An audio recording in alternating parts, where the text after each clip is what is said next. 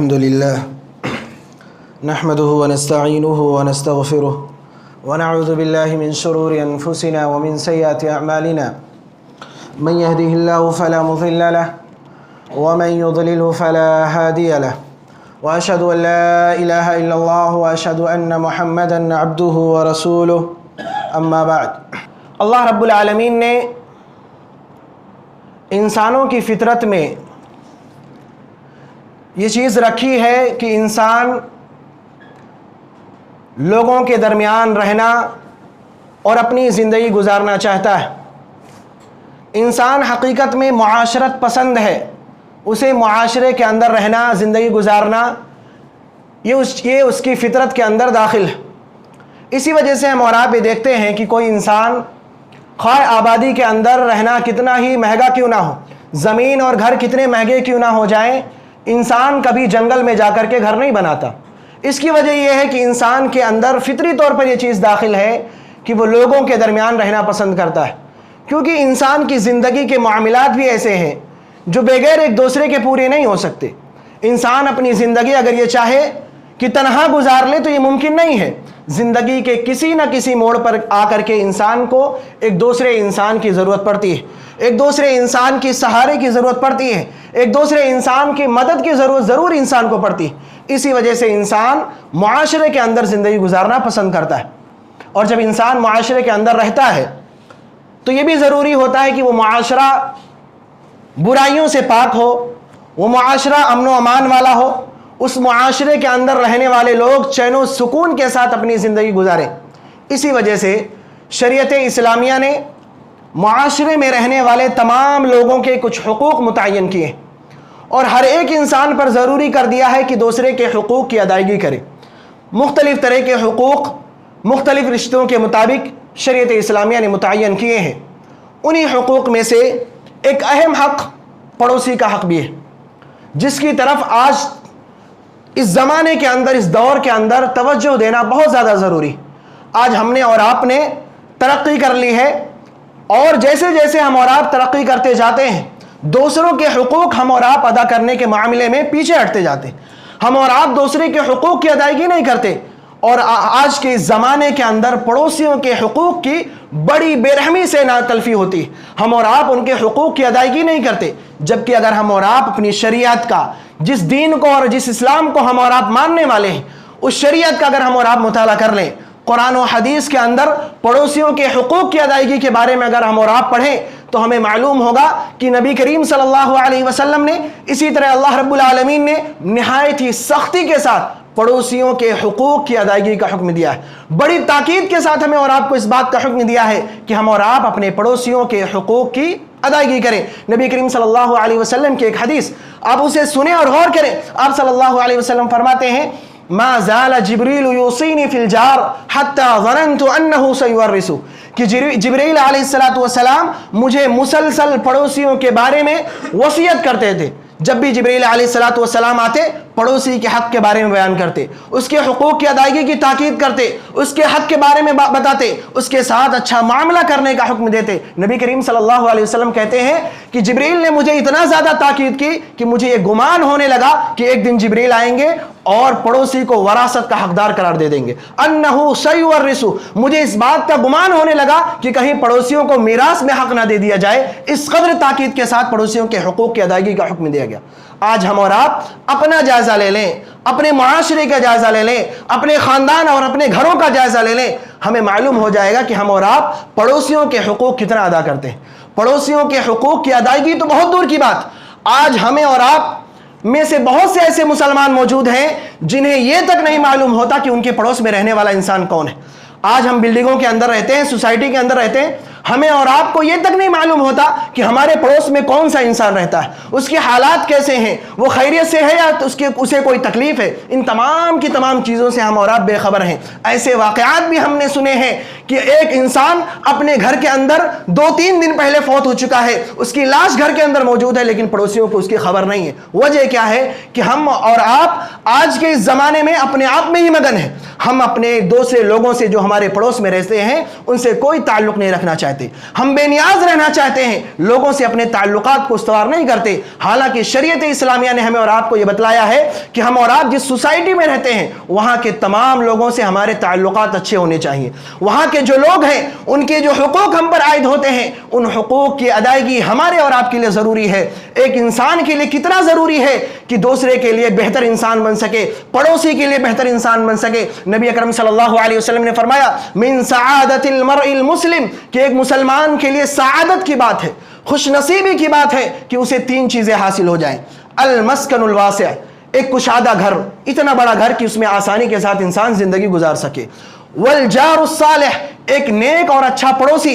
والمرکب الحنی, اور ایک اچھی سواری جس سے آسانی کے ساتھ وہ اپنا سفر کر سکے, سواری کر سکے. یہ 3 چیزیں اگر کسی انسان کے پاس موجود ہوں, آپ صلی اللہ علیہ وسلم نے فرمایا کہ اس انسان کی خوش نصیبی ہے. گویا کہ نیک پڑوسی کا ملنا ایک انسان کے لیے بہت خوش نصیبی کی بات ہے. اس وجہ سے بھی کہ پڑوسیوں کا ہماری اور آپ کی زندگی کے اندر بڑا عمل دخل ہوتا ہے.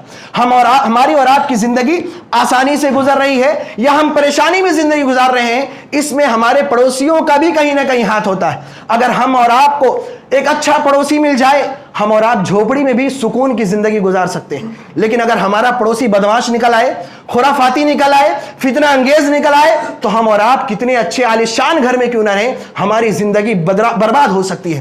ہم چین و سکون کی زندگی نہیں گزار سکتے, ہمیشہ اپنے پڑوسی سے ہی پریشان رہیں گے. اس لیے آپ صلی اللہ علیہ وسلم نے فرمایا کہ اگر انسان کو ایک اچھا پڑوسی مل جائے تو اس کی خوش نصیبی ہے, وہ انسان بہت بڑا خوش نصیب انسان ہے. اس لیے ہمیں اور آپ کو چاہیے کہ ہم اور آپ بھی جب اپنا گھر تلاش کریں تو ہم اور آپ دیکھ لیں کہ ہمارے پڑوس میں کون رہتا ہے, وہ انسان کیسا ہے. ہمارے اسلاف کا یہ طریقہ رہا ہے کہ جب وہ گھر خریدا کرتے تھے تو اس چیز کا بھی دھیان دیتے تھے کہ پڑوس میں کون آنے والا ہے. ایسے بھی واقعات ہمیں ملیں گے کہ اچھے پڑوسی کے لیے انہوں نے زیادہ قیمت ادا کر کے گھر کو خریدا, بازار میں جو قیمت ہے اس سے کہیں زیادہ قیمت ادا کر کے انہوں نے گھر خریدا تاکہ انہیں ایک اچھا پڑوسی مل سکے. تو یہ ہماری اور آپ کی ضرورت ہے. اسی لیے ہمیں اور آپ کو بھی چاہیے کہ جہاں ہم اور آپ ایک اچھا پڑوسی تلاش کرتے ہیں, خود بھی اچھے پڑوسی بنے, تاکہ جس طرح ہماری اور آپ کی ضرورت پوری ہوگی, اسی طرح ہمارے ذریعہ کسی اور کی بھی ضرورت پوری ہو. کوئی اور بھی چاہتا ہوگا کہ اسے اچھا پڑوسی ملے, ہم اور آپ بھی اچھا بنے تاکہ دوسرے کے حقوق کی بھی ادائیگی ہو سکے, دوسرے لوگوں کو بھی اچھا پڑوسی مل سکے. یہ شریعت کا ہمارے اور آپ کو حکم ہے. شریعت اسلامیہ نے ہم کو حکم دیا ہے کہ ہم اپنے پڑوس میں رہنے والے لوگوں کے ساتھ اچھا معاملہ کریں, اچھا ویوہار کریں. ہمارا سلوک اور ہمارا معاملہ ہمارے پڑوسیوں کے ساتھ اچھا ہو. اللہ رب العالمین نے جس آیت کریمہ کے اندر ماں باپ کے ساتھ حسن سلوک کا حکم دیا ہے, رشتہ داروں کے ساتھ حسن سلوک کا حکم دیا ہے, یتیموں اور مسکینوں کے ساتھ حسن سلوک کا حکم دیا ہے, وہیں اللہ رب العالمین نے یہ بھی کہا ہے والجار ذی القربى والجار الجنب والصاحب بالجنب, کہ تم اپنے پڑوسیوں کے ساتھ بھی اچھا سلوک کرو. وہ پڑوسی چاہے تمہارا رشتہ دار ہو یا رشتہ دار نہ ہو, یا ایسا پڑوسی جو تمہارے گھر کا پڑوسی تو نہیں ہے لیکن کسی اور معاملے میں آپ کا ساتھ رہا ہو, آپ کی تجارت میں آپ کے ساتھ اٹھتا بیٹھتا ہو, آپ کے تعلیم کے مرحلے میں آپ کے ساتھ اٹھتا بیٹھتا ہو, آپ کے اسکول میں آپ کے ساتھ بیٹھتا ہو, یا کسی اور جگہ آپ کے ساتھ رہنے والا آپ کا ساتھی بن گیا ہے, تو آپ کا حق بنتا ہے کہ آپ اس کے ساتھ حسن سلوک کریں. یہ آپ کی ذمہ داری ہے. شریعت اسلامیہ نے ہمیں اور آپ کو حکم دیا ہے. اسی وجہ سے بعض احادیث کے اندر نبی اکرم صلی اللہ علیہ وسلم نے یہ بھی حکم دیا ہے کہ جب آپ کے گھر کے اندر کوئی اچھا کھانا بنے تو آپ اپنے پڑوسیوں سے بھی اسے شیئر کریں. یہ بھی پڑوسیوں کے ساتھ حسن سلوک کا معاملہ ہے. آج ہمارے یہاں اسے بڑا معیوب سمجھا جاتا ہے, بڑا عجیب لگتا ہے ہمیں اور آپ کو جب ہم اور آپ کسی سے کہتے ہیں کہ اپنے گھر کے اندر بنا ہوا کھانا اپنے پڑوسی کو بھی دو. ہم سوچتے ہیں وہ غریب نہیں ہے, مسکین نہیں ہے, ضرورت مند نہیں ہے, تو ہم اسے کھانا کیوں دیں. یاد رکھیں یہ معاملہ صرف غریبی اور مسکینی کا نہیں ہے, بلکہ جب ہم اور آپ اپنے گھر کے اندر بنے ہوئے کسی پکوان کو اپنے پڑوسی سے شیئر کرتے ہیں تو ہماری آپس کی محبت کے اندر اضافہ ہوتا ہے. وہ پڑوسی جسے ہم اور آپ نہیں جانتے, جو ہمارے لیے اجنبی ہے, ہم اور آپ اس سے اپنے تعلقات کو استوار کیسے کریں گے؟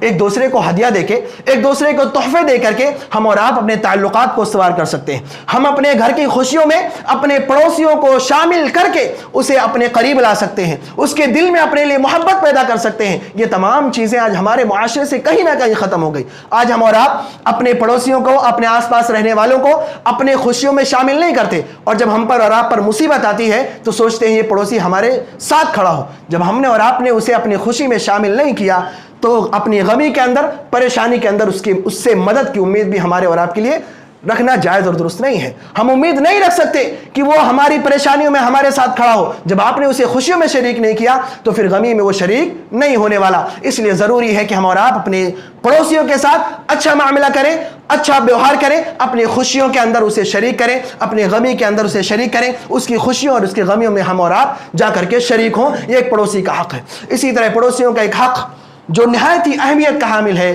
کہ ہم اور آپ اپنے پڑوسی کو تکلیف نہ پہنچائیں۔ یہ بہت بڑا حق ہے جس میں ہم اور آپ آج بہت زیادہ کوتاہی کرتے ہیں۔ ہم اور آپ اپنے پڑوسیوں کو تکلیف ہرگز نہ پہنچائیں، خواہ ہماری زبان سے ہو، ہمارے ہاتھوں سے ہو یا ہمارے کسی بھی عمل سے ہمارے پڑوسی کو تکلیف نہیں پہنچنی چاہیے۔ کیوں؟ اگر ہم اور آپ اپنے پڑوسیوں کو تکلیف پہنچاتے ہیں تو یہ ہماری اور آپ کے دنیا کے اندر بھی بدنصیبی کا ذریعہ ہے اور آخرت میں بھی ہم اور آپ اس کا خسارہ اٹھائیں گے۔ آپ صلی اللہ علیہ وسلم نے فرمایا من کان یؤمن باللہ والیوم الآخر فلا یؤذی جارہ، جو شخص اللہ رب العالمین پر ایمان رکھتا ہے، یوم آخرت پر ایمان رکھتا ہے، قیامت کے دن پر اس کا ایمان ہے، تو اپنے پڑوسی کو تکلیف نہ پہنچائے، کسی بھی طرح کی کوئی تکلیف اپنے پڑوسی کو نہ پہنچائے۔ ایک دوسری حدیث میں آپ صلی اللہ علیہ وسلم فرمایا واللہ لا یؤمن واللہ لا یؤمن واللہ لا یؤمن، اللہ کے رسول صلی اللہ علیہ وسلم نے قسم کھا کر کے کہا کہ ایسا انسان کامل مومن ہو ہی نہیں سکتا۔ آپ صلی اللہ علیہ وسلم نے 3 بار یہی بات فرمائی کہ ایسا اللہ کی قسم وہ شخص مکمل ایمان والا ہو ہی نہیں سکتا۔ صحابہ کرام نے جب یہ بات سنی کہا اللہ کے رسول صلی اللہ علیہ وسلم کس کے بارے میں آپ فرما رہے ہیں؟ آپ صلی اللہ علیہ وسلم نے فرمایا من لا یأمن جارہ بوائقہ، کہ جس کا پڑوسی اس کے شر سے محفوظ نہ ہو وہ انسان کامل مومن نہیں ہو سکتا۔ اگر ہماری اور آپ کے شر سے ہمارا پڑوسی محفوظ نہیں ہے، ہم سے اور آپ سے ہمارا پڑوسی تنگ آ چکا ہے، پریشان ہو چکا ہے، ہماری اذیتوں اور تکلیفوں سے وہ تنگ آ چکا ہے، یاد رکھیں یہ ہمارے اور آپ کے ایمان کے لیے بہت بڑا خطرہ ہے۔ ہمیں اور آپ کو اس کی طرف توجہ دینے کی ضرورت ہے۔ نبی اکرم صلی اللہ علیہ وسلم نے ایک حدیث میں کہا لا يدخل الجنہ، کہ وہ شخص جنت کے اندر داخل نہیں ہو سکتا من لا یأمن جارہ بوائقہ، کہ جس کے شر سے اس کا پڑوسی محفوظ نہ ہو وہ شخص پہلے مرحلے میں جنت کے اندر نہیں جائے گا۔ بہت سے مسلمان پہلے مرحلے کے اندر جنت میں داخل ہوں گے، ایسا انسان جو اپنے پڑوسیوں کو تکلیف پہنچائے پہلے مرحلے میں جنت میں نہیں جائے گا۔ پڑوسی کو جو تکلیف پہنچائی ہے اس کی سزا اسے پہلے جہنم کے اندر بھگتنی ہوگی، اس کے بعد جا کر کے وہ جنت کا حقدار بن سکتا ہے۔ اس لیے ضروری ہے کہ ہم اور آپ اپنے پڑوسیوں کو تکلیف دینے سے بچیں، خواہ وہ تکلیف کسی بھی معاملے میں ہو، گندگی پھیلانے میں ہو، شور شرابے مچانے میں ہو۔ آج ہم اور آپ دیکھتے ہیں کہ ہمارے گھروں کے اندر ہم اپنے گھروں کے اندر فنکشنز کرتے ہیں، شور شرابے مچاتے ہیں، اس کی وجہ سے ہمارے پڑوسیوں کو کتنی تکلیف ہوتی ہے ہم اور آپ اندازہ نہیں لگا پاتے۔ ہم اپنے گھروں میں ادھم مچاتے ہیں، ہمارے بچے کھیلتے کودتے ہیں، رات اور رات جاگتے ہیں اور ادھم مچاتے ہیں۔ پڑوس میں رہنے والے انسان کو یا آپ کے فلور کے نیچے جو انسان رہتا ہے اسے کتنی تکلیف ہوتی ہے، اس کا حساب ہمیں اور آپ کو اللہ رب العالمین کے ہاں دینا ہوگا۔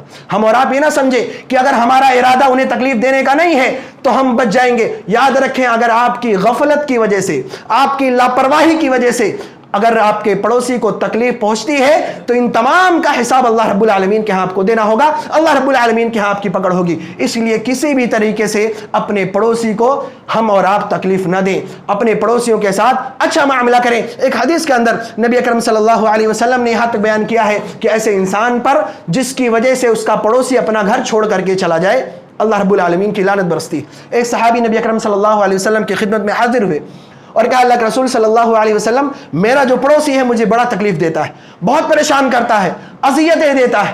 نبی کریم صلی اللہ علیہ وسلم نے کہا جاؤ صبر کرو۔ گویا کہ یہ بھی ایک حق ہے پڑوسی کا کہ اگر اس کی طرف سے کوئی معمولی غلطی ہوتی ہے تو آپ برداشت کر جائیں، صبر کر جائیں، یہ بھی پڑوسی کا ایک حق بنتا ہے۔ آپ صلی اللہ علیہ وسلم نے صحابی سے کہا جائیے صبر سے کام لیجئے۔ کچھ دنوں کے بعد صحابی واپس آتے اور کہتے ہیں اللہ کے رسول بہت زیادہ پریشان کر رہا ہے، تنگ کر رہا ہے، میں تنگ آ چکا ہوں اس پڑوسی سے۔ آپ صلی اللہ علیہ وسلم نے کہا جاؤ اپنے گھر کا سارا سامان نکال کر کے باہر رکھ دو۔ اس صحابی نے ایسا ہی کیا، جو بھی آتے اس شخص سے پوچھتے کہ تم نے اپنا سامان باہر کیوں رکھا ہے، آپ کا گھر موجود ہے اس کے باوجود اپنا سامان باہر کیوں رکھا ہے؟ تو وہ شخص کہتا اپنے پڑوسی سے تنگ آ چکا ہوں اس لیے سارا سامان باہر رکھا ہے۔ جو بھی آتا یہ معاملہ دیکھتا، یہ باتیں سنتا، اس کی پڑوسی پر لعنت ملامت کہتا، اسے برا بھلا کہتا۔ لوگ آتے گئے برا بھلا کہتے جاتے تھے، وہ پڑوسی سنتے سنتے تھک گیا، پریشان ہو گیا، اللہ کے رسول صلی اللہ علیہ وسلم کی خدمت میں حاضر ہوا اور کہا اللہ کے رسول میرا پڑوسی سارا سامان نکال کر کے بیٹھا ہوا ہے، لوگ آتے ہیں مجھے برا بھلا کہہ رہے ہیں۔ آپ صلی اللہ علیہ وسلم نے کہا लानतुल्लाहि अशद्दु मिन लानतिहिम, कि तुम लोगों की लानतों से परेशान आ गए हो। लोग तुम्हें बुरा भला कह रहे हैं, इस बात से तुम परेशान हो गए हो जो तुमने अपने पड़ोसी के साथ मामला किया है, जिस वजह से परेशान होकर के वो अपना सारा सामान बाहर रख करके बैठा है, उस वजह से अल्लाह रब्बुल आलमीन के ऊपर, अल्लाह रब्बुल आलमीन की जो लानत तुम पर बरस रही है, वो लानत इन लोगों की लानत से कहीं ज्यादा सख्त है। गोया कि अगर हमारी और आपकी वजह से, हमारी जानिब से होने वाली तकलीफों की वजह से हमारा पड़ोसी अपना घर छोड़ करके चला जाए, तो अल्लाह रब्बुल आलमीन की लानत हम पर और आप पर बरसती है। इसलिए हमें और आपको इस मामले में बहुत ज़्यादा मुहतात रहना है। हमें और आपको इस मामले में बहुत ज़्यादा ख्याल करना है कि हमारी किसी भी काम की वजह से,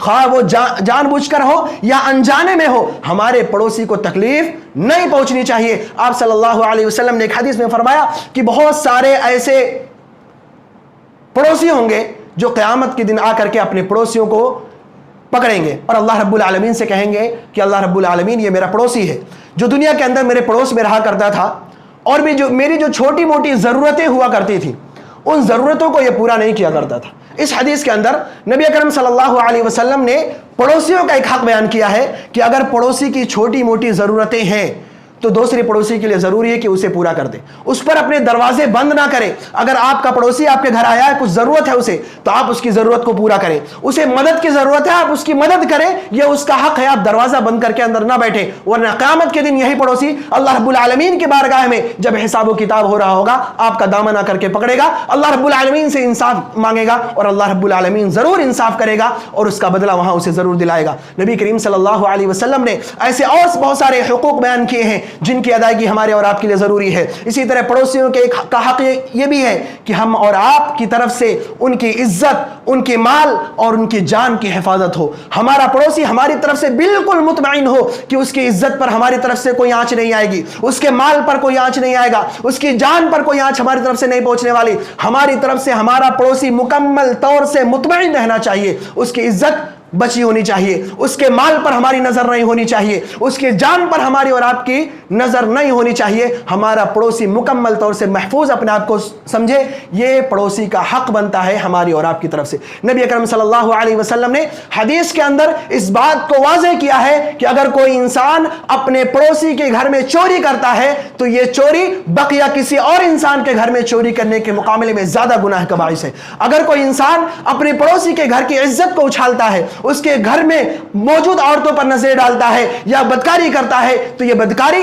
बकिया दूसरी औरतों के मुकाबले में ज्यादा गुनाह का बाइस होगी। अगर इंसान, और इसी तरह नबी करीम सल्लल्लाहु अलैहि वसल्लम ने फरमाया कि क़यामत उस वक्त तक नहीं आएगी जब तक इंसान अपने पड़ोसियों को कत्ल ना करने लगे। गोया कि ये गुनाह बहुत अजीम गुनाह है, ख्वाह पड़ोसी की इज्जत पर हाथ डालना हो, उसके माल पर इज्जत डालना हो, हाथ डालना हो, या फिर उसके जान के पीछे पड़ जाना हो, यह अजीम गुनाह है और इन तमाम की हिफाजत करना हमारे और आपके लिए ज़रूरी है। यह पड़ोसियों का हक बनता है। ज़रूरत इस बात की है कि जो हुकूक बयान किए गए हैं, इन हुकूक को हम और आप समझें, इन हुकूक की अदायगी करें। आज हमारे साथ मामला क्या है कि हम और आप शरीयत इस्लामिया के जो अहकाम हैं उन्हें सुनते हैं, समझते हैं और भूल जाते हैं, उस पर अमल करने की कोशिश नहीं करते। जो अहकाम शरीयत ने हमें और आपको दिए हैं, उन अहकाम को हम जान लेते हैं और फिर उसको भूल जाते हैं। हम सोचते हैं जानना ही काफ़ी, अमल करना ज़रूरी नहीं। यही वजह है कि आज मुआशरे के अंदर मुसलमानों की जो सूरत बनी हुई है वो देखते बनती है। आज हमारे मुआशरे के अंदर बहुत सारी ऐसी सोसाइटियाँ हैं, ऐसी बिल्डिंगें मौजूद हैं जहाँ लोगों ने ये रूल बना करके रखा है कि वहाँ मुसलमानों को घर नहीं दिया जाएगा। बहुत से ऐसे लोग, ऐसे वाक़यात हमने सुने हैं, आपने भी सुने होंगे। बहुत से ऐसे लोग होंगे जिनके साथ ये मामला पेश आया होगा कि उन्हें ऐसे सोसाइटियों से दूर कर दिया गया होगा और साफ तौर पर कह दिया गया होगा कि यहां मुसलमानों को रहने की इजाजत नहीं है, क्योंकि उनके सामने हमारी और आपकी सूरत ये बनी हुई है, हमारी और आपकी तस्वीर उनके सामने ये है कि मुसलमान अपने साथ रहने वाले लोगों के साथ बदसलूकी करते हैं, उनके अंदर अखलाकियात नहीं है, वो अखलाकियात के मामले में गिरे हुए हैं। ये हमारी और आपकी तस्वीर लोगों के सामने मौजूद है। गैर मुस्लिमों के यहाँ हमारी ये तस्वीर बन चुकी है। हालांकि अगर हम और आप अपनी शरीयत को देखें, शरीयत के मुताबिक हम और आप अपनी जिंदगी गुजारने लगे, तो मुसलमान से अच्छा इंसान पूरी दुनिया में के अंदर नहीं पाया जाएगा। लेकिन हमारी और आपकी परेशानी यही है कि हम और आप शरीयत की बातें तो करते हैं, उसके अहकाम की बातें तो करते हैं, लोगों को सुनाते हैं, लोगों को अमल करने का हुक्म देते हैं, खुद हम और आप अमल नहीं करते। जिस दिन हमने और आपने शरीयत पर अमल कर लिया, लोगों के हुकूक की अदायगी कर ली, अपने आप को सुधार लिया, तो जो हमारी तस्वीर मुआशरे के अंदर है वो तस्वीर تصویر یقیناً بدلے گی. بس ضرورت اس بات کی ہے کہ ہم اور آپ ان چیزوں کو سمجھیں, لوگوں کے جو حقوق ہیں ان کی ادائیگی کریں, اس سے ہم اور آپ پیچھے نہ ہٹیں. اللہ رب العالمین سے دعا ہے کہ اللہ رب العالمین ہم تمام مسلمانوں کو ایک دوسرے کے حقوق کو سمجھنے اور اسے ادا کرنے کی توفیق عطا فرمائے.